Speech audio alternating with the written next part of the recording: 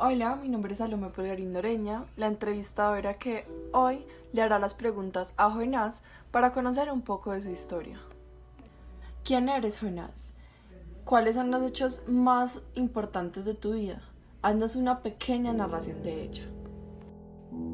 En los días que Jeroboam II gobernó a Israel, Dios me llamó, un simple hombre de Israel, para llevar su mensaje a la gran ciudad de Nínive, la capital del poderoso imperio asirio. Mi corazón latía con temor y respeto ante la magnitud de la tarea que se me encomendaba. Sabía que debía advertir a los habitantes de Nínive sobre sus pecados y la ira que se cernía sobre ellos. Jonás, cuéntanos cuál es tu misión, cuál es tu propósito al llegar al mundo y hacer parte del testamento de la Biblia.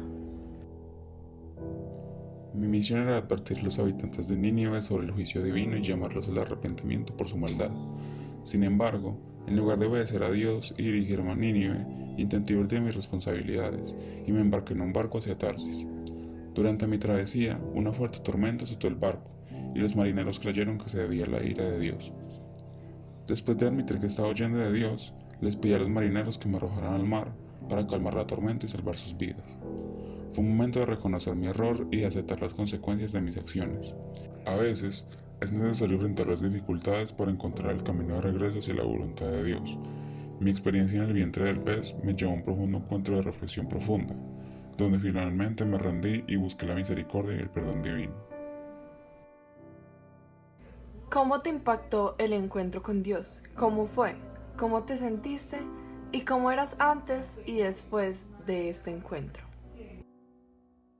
Mi primer encuentro con Dios fue cuando me llamó directamente y me encomendó la misión de advertir a Nínive sobre su maldad. En ese momento sentí un profundo sentido de responsabilidad y temor ante la tarea que tenía por delante. Sin embargo, en lugar de obedecer, cedí mi miedo y huí. Mi segundo encuentro con Dios ocurrió durante la tormenta en el mar. Fue un momento de crisis en el que enfrenté las consecuencias de mi desobediencia. Al confesar mi culpa a los marineros y pedir que me arrojaran al mar, reconocí que no podía escapar de la presencia y la soberanía de Dios. Después de ser liberado, Dios me llamó nuevamente y esta vez obedecí su mandato.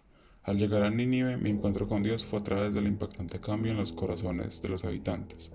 Ver cómo respondieron al mensaje de juicio con arrepentimiento genuino me recordó la inmensa misericordia de Dios y su capacidad de transformar vidas.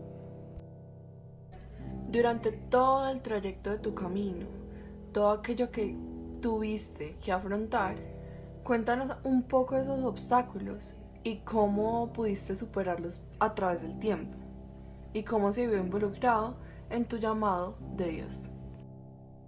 Mi principal obstáculo fue mi propio miedo y la resistencia a la tarea que Dios me encomendó. Cuando recibí el llamado para advertir a Nínive sobre su maldad, me sentí abrumado por la responsabilidad y el temor a enfrentar una ciudad tan grande y poderosa. En lugar de confiar en la guía de Dios, cedí ante el miedo y decidí huir. El siguiente obstáculo vino en forma de una tormenta feroz en el mar. Mi intento de escapar de Dios no solo afectó mi vida, sino también la de los marineros en el barco. Fue un momento de crisis en el que reconocí que mis acciones tenían consecuencias más allá de mí mismo. Al confesar mi culpabilidad y pedir ser arrojado al mar, enfrenté la realidad de que no podía evitar la presencia de Dios ni sus planes para mí. Sin embargo, los obstáculos más transformadores fue cuando fui tragado y por el gran pez. En ese oscuro y solitario lugar, tuve que enfrentar mis propias luchas internas y confrontar mis errores.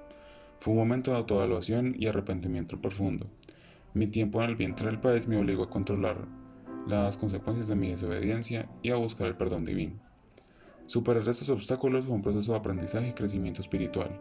Aprendí que enfrentar mis miedos y reconocer mis errores era esencial para avanzar el camino que Dios había trazado para mí.